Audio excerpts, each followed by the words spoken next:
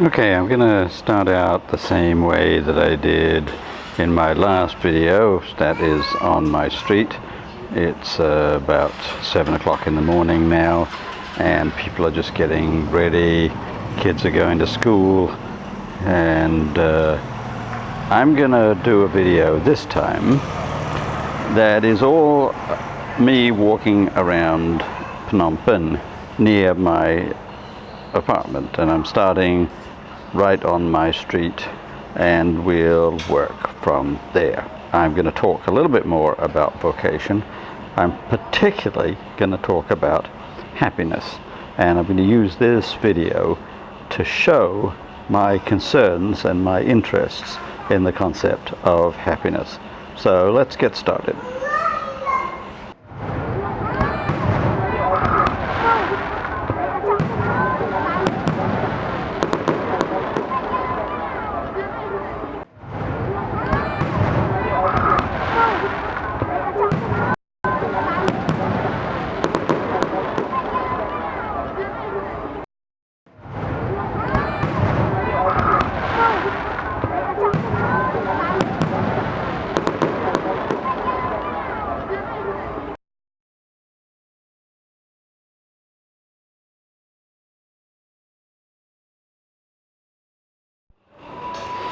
Okay, here I am on street level, and I'm going to be walking around my neighborhood a little bit.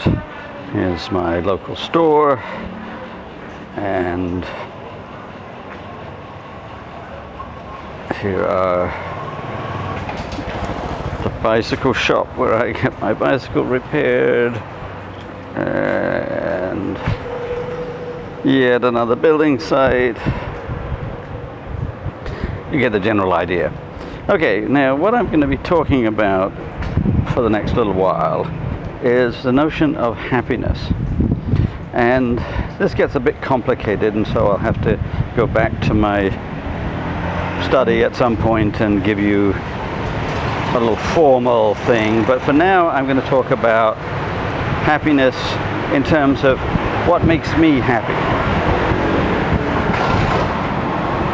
Now, I'm not talking about what makes me happy in a very superficial way, like eating a nice steak or going dancing or something like that. I'm talking about things that make me deeply happy. And I think there are four. And I'm going to talk about that a little bit more. I'm going to get away from the traffic, and then I can tell you a little bit more about what I'm thinking. Okay, I turned the corner off Street 19, and I'm now heading around the palace directly towards the front entrance, although I'm not actually going to go in that direction completely. I'm going to hive off probably to a pagoda where it's also quiet. Now, some years ago, I did a little experiment. I asked myself, what makes me deeply happy? What are the kinds of things that when I'm doing them, I'm really more than just superficially happy? In the process, I'm going to show you how to cross the street in Cambodia.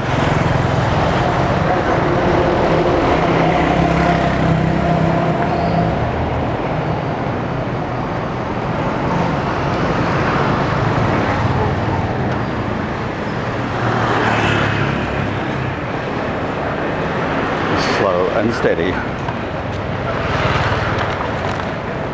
Okay, well, I gave it a lot of thought, and I came up with four basic things that I do that make me happy.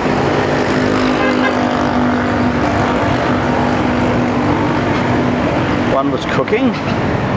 I like cooking a lot. Travel was another. I like to travel 3 or 4 times each year, and I live in a new country every year or 2 years.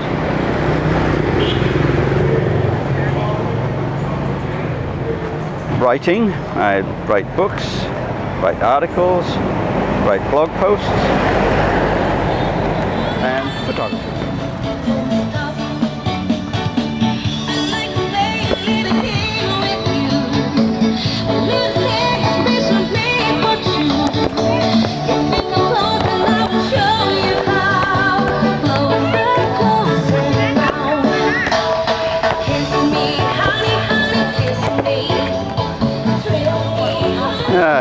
travel side should be pretty obvious.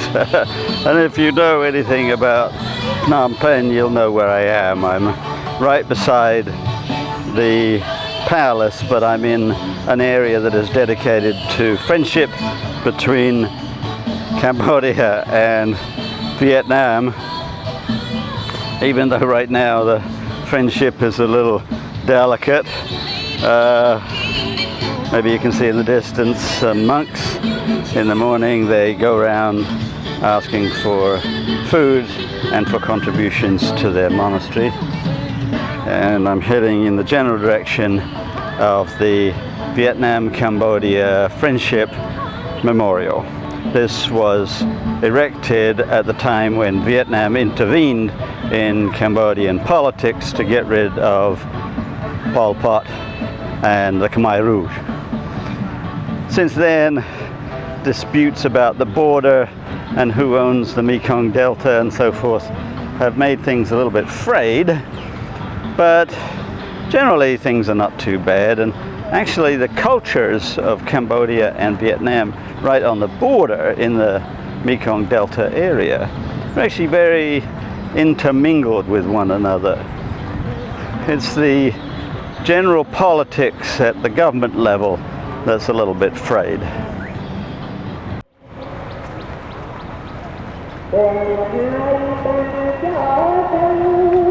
Okay, now we're going inside one of the monasteries that's very close to where I live. And again, if you know anything about Buddhism, you'll know that these are stupas.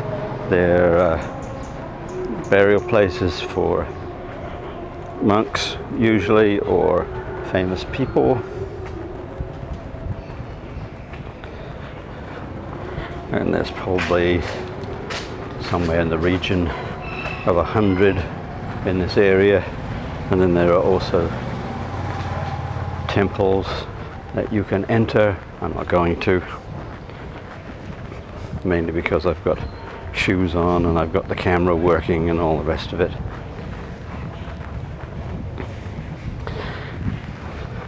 But you can understand that travel is important to me.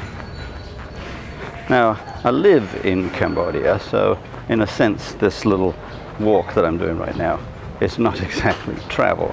But from Cambodia, I travel to other places.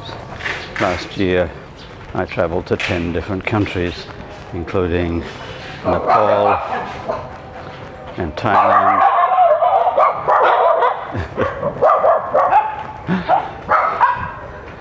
You always get followed by street dogs.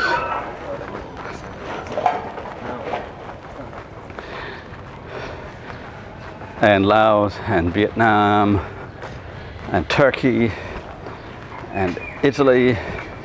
So I did a lot of roaming around last year. This year I've only been to a couple of places, Sarawak and Sabah, but I'm going to be going to China next month, and I'm going to be going to South Australia sometime around November, and then probably to Sarawak for Christmas. I haven't really decided yet. So travel is a very important component of my life. But but if you say, does it make me deeply happy? I have to demur on that and say, it makes me happy, but it doesn't make me deeply happy. Now what I mean by that is that I'm not lost in myself when I travel, when I walk around. I'm very much aware of the time and where I am and what I'm doing. So I'm not deeply happy, but I am happy. In fact, I'd say I'm more than content. I'm a lot more than content, but I'm not lost in myself. I'm not feeling like I have just completely lost track of time and space. I'm very much aware of it. Now, how I know that I'm happy with this aspect of my life is that when I walk around like this, and I look at the stupas and the monastery and various carvings and sculptures, and also the food that is out and people eating, and I'm thinking about maybe getting some noodles. I feel happy.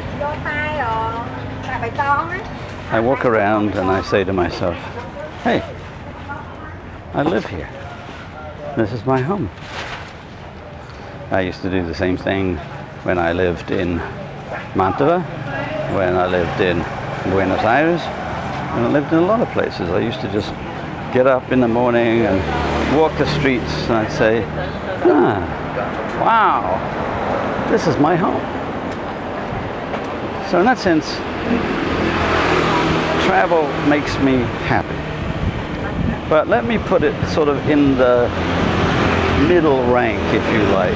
That is, it's more than content, but not profoundly happy. Not, certainly not ecstatic, but happy enough.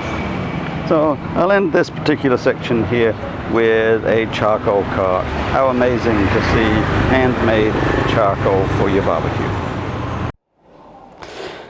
Alright, so now I'm back in my apartment after my walk in the morning, and I've been up for quite some time and I'm a little bit hungry. So I went into the refrigerator and I found I had some mushrooms. You can see I have 3 different types of mushrooms and some eggs. And I decided, okay, I will make some mushrooms shirred up in eggs. And so now we wander over to the stove. And we'll see, I have some butter, getting ready to shir the eggs. But first I have to chop up the mushrooms a little bit and whip up the eggs. And I'll set the frying pan on low so that I can melt the butter, and then we'll get into it.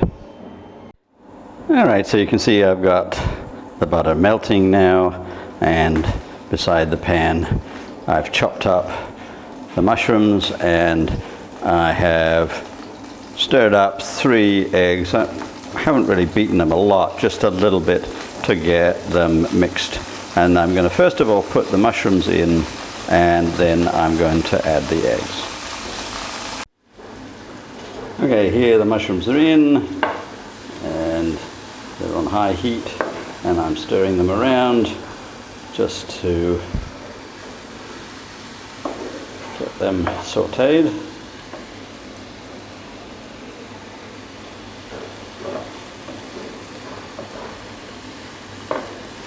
I don't have my tripod with me again, even though I have one now. I didn't have one in Buenos Aires, but I have one now. But it's still easier for me to actually hand hold the camera.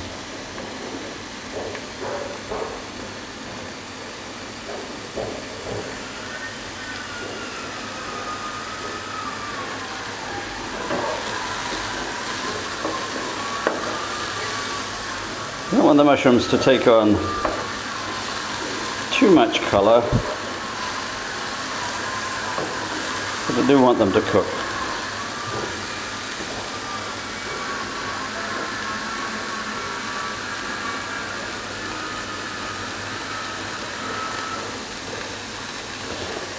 And now I'm going to add the eggs.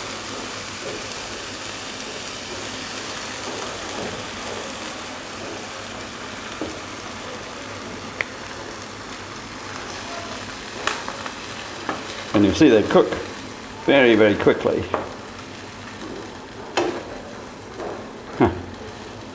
Done.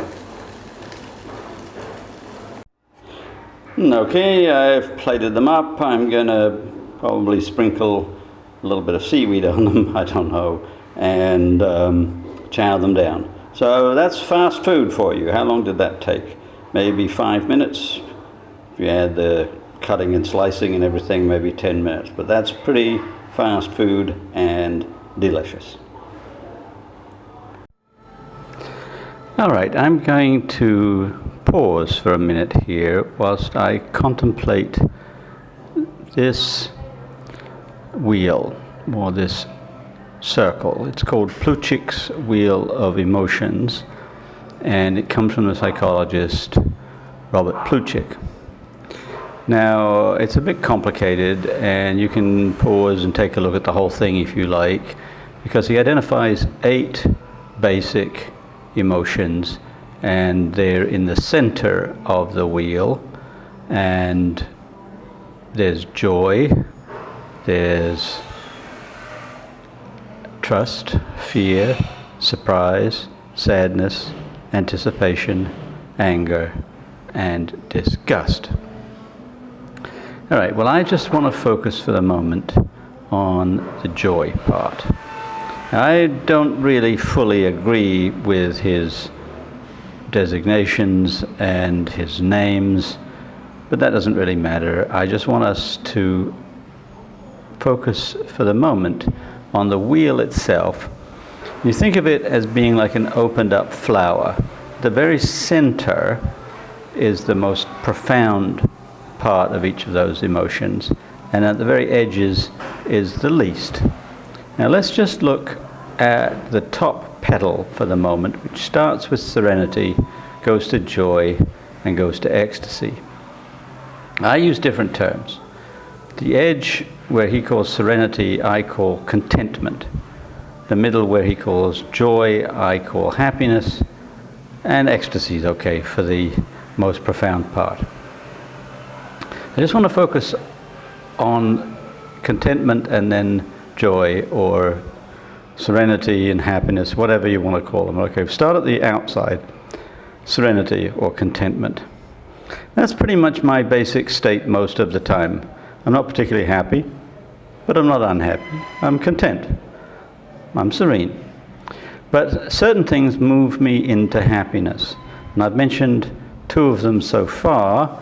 I've talked about travel, and I've talked about cooking. And in a little while, I'm going to go on and talk about photography and then writing. But this is the point I want to make right now. It's a continuum from contentment at the outside to ecstasy at the very center. And happiness shades from contentment all the way to ecstasy. Now, when I say superficial happiness, I mean things that just make me mildly happy. But most of these things, photography and travel and cooking, bring me more to the center, more to deeper happiness. And then writing, which I'll get to at the end, edges almost to ecstasy. That's what I want to focus on right now, is how I get towards ecstasy.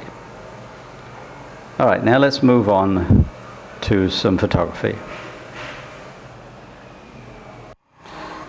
Okay, this is the egg and mushroom dish that I just cooked, and you can see I sprinkled some seaweed on it, but I didn't like to eat it all because it was too much, so I made a breakfast burrito out of some of it, and then I made a mushroom and egg wrap out of the rest of it.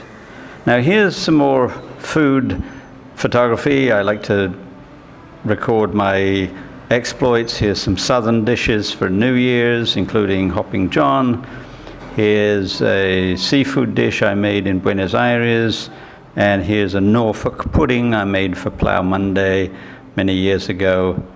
And now we'll move to the photography that I do in the field. This is Easter Island. This is rock lobster for my birthday when I turned 61. Very, very good.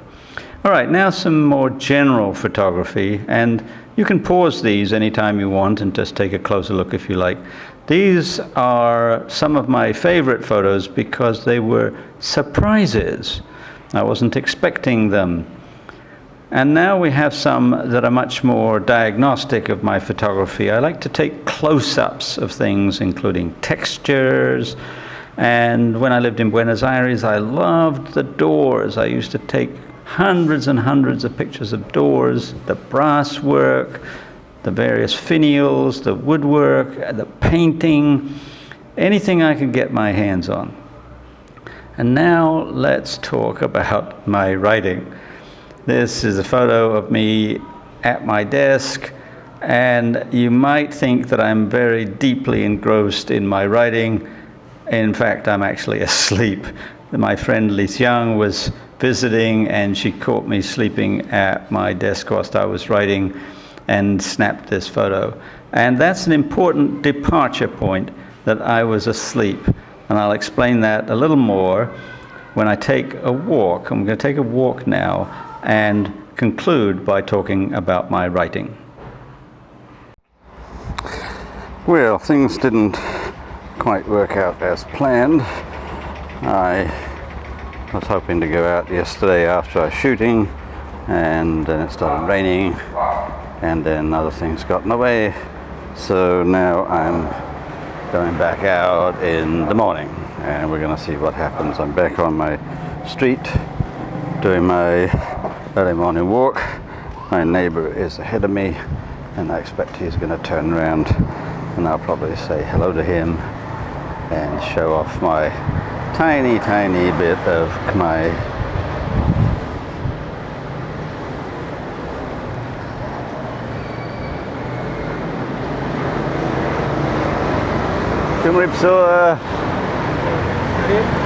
island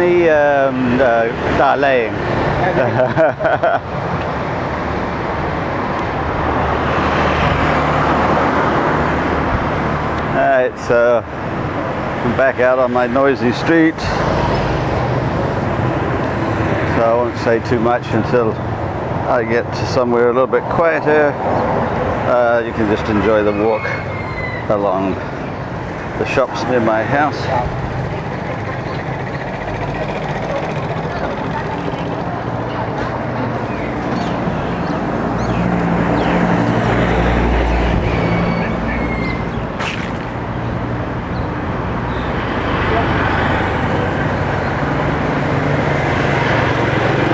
Oh,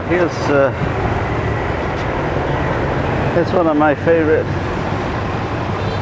little places. They don't have the fountain running right now, but you can see the cooling effect. It's always very hot here. Days typically top out around 32 degrees Celsius, but sometimes it gets a little hotter. We get up to 35, 37. Right now it's early morning. It's about 29 degrees. Never gets much cooler than 27. All right, well, yesterday I talked about the 4 things that make me happy. And they were cooking. How are you? I see you.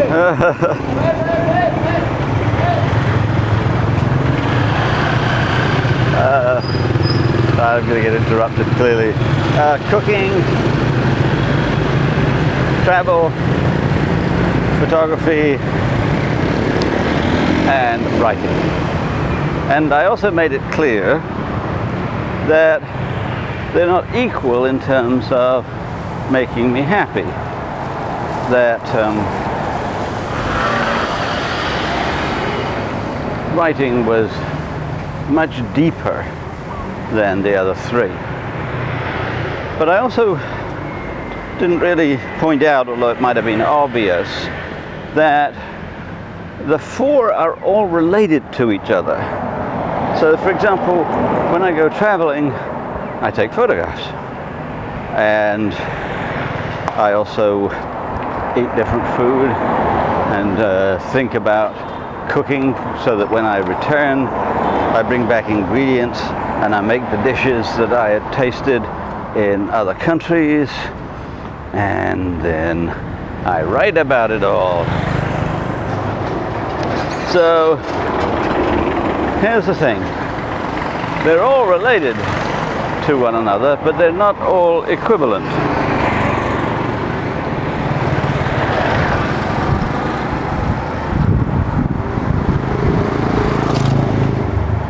I would put cooking and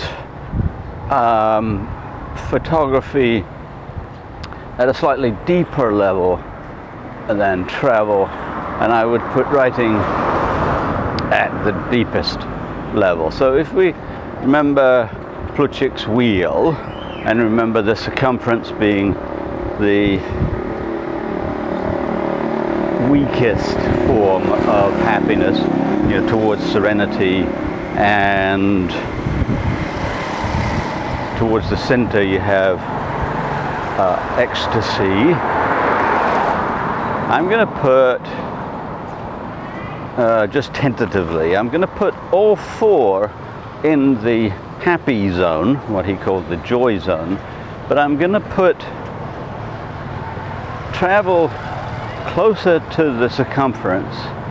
I'm going to put photography and cooking a little closer to the center, and I'm going to put writing on the border between happiness and ecstasy. Well, now let's talk about that photo of me taken when I was asleep as I was writing. Now, to be fair, that was at a time when my former student, Li Xiang, was visiting me, and I hadn't had my siesta, so I'd been doing some work, and I was just a little tired, and so fell asleep. But it's iconic of the fact that sometimes I write so long without thinking about anything. I'm completely lost in my writing that I forget to eat. I forget most everything. I probably go to the bathroom now and again. I don't get quite that caught up, but I lose track of time completely. And it's very, very common for me to work at my writing for 12, even 14 hours in a day. And in the process, I just lose track of time and fall asleep sometimes. Okay, well, that tells me that my writing is at a deeper level than the other three. And this leads me into the most significant point of all at this point, which is that if you have something where when you do it, you are just completely lost, completely absorbed, losing all track of time, then I would say that that is an indicator that it is part of your vocation. All right, now, I said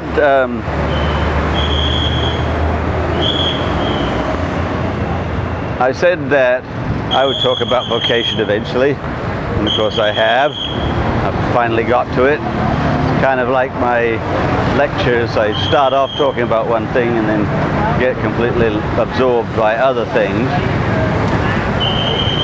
But this time it was quite deliberate. I did want to talk about happiness first and then lead back into vocation, and I have. Because your vocation is what makes you happy, but I had to make it clear what I meant by happy, what I meant by deep happiness as opposed to superficial happiness. All right, so we've done that, and now I'm back to saying that writing is part of my vocation.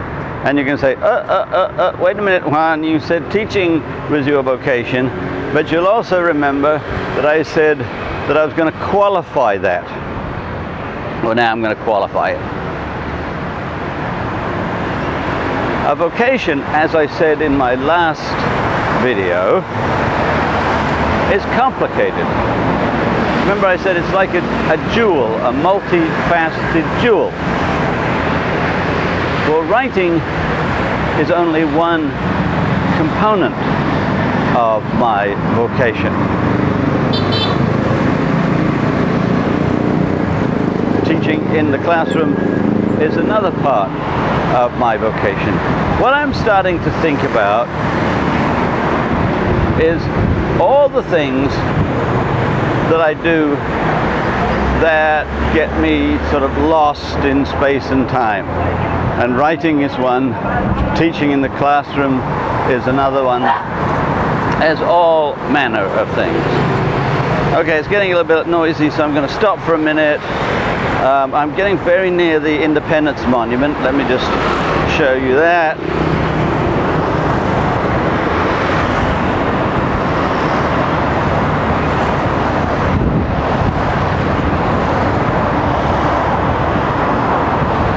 Okay, I'll continue when it's a little bit quieter.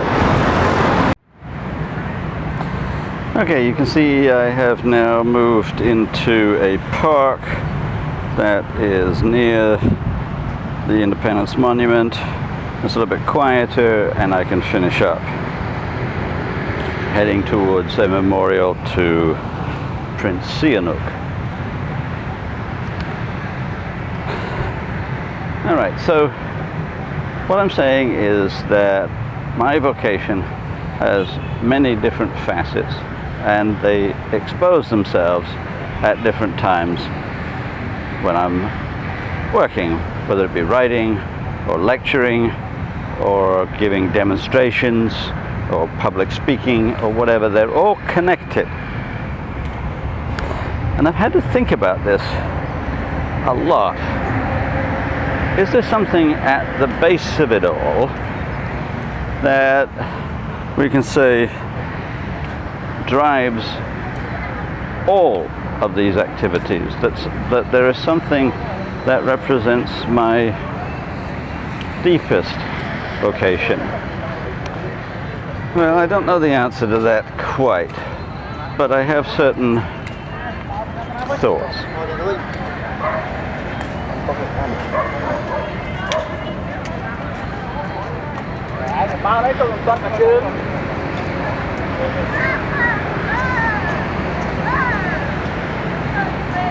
Early morning exercising in Phnom Penh before people go to work. Much busier than my quiet little street. Anyway, the thought I have right at this moment, but it could change, is that I could say that deep down, my vocation is to be a storyteller or a teller of tales. And so I'm going to finish this particular video with a story, and then I'm going to pick up next time with more about vocation. Before I moved to Phnom Penh, I lived in Mandalay in Myanmar, and I had a job as a teacher, and it was a strange job.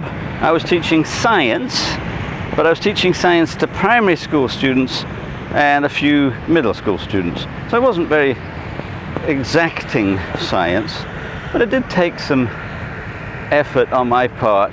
And when I got into the deeper parts, it actually got quite difficult. And I had to do a fair amount of explaining for the students. But when I first arrived, of course it was a strange country, couldn't speak Burmese, didn't know anybody, didn't know the rules, didn't know the culture, didn't know much of anything. But I especially didn't know whether I was going to be able to teach primary school students, because for most of my life I've been a university lecturer. I did teach a few advanced high school students in Italy, but that's not so very different from teaching college freshmen in the United States. In fact, in many ways they were more advanced. But now I was going to teach primary school students, and I had no idea. So I was really pretty nervous the first day, and I devised a way to get into the first day by taking something with me for them to look at and describe. It's a heart-shaped crystal vase with Bermuda sand in it that an ex-girlfriend had given to me, and I thought, okay, why not? I'll take this in and I'll pass it around, and I'll ask the students to write down a description as detailed as possible, and I'll ask them to draw it, and I'll ask them to create a hypothesis. What is this for? So it's a little start to science.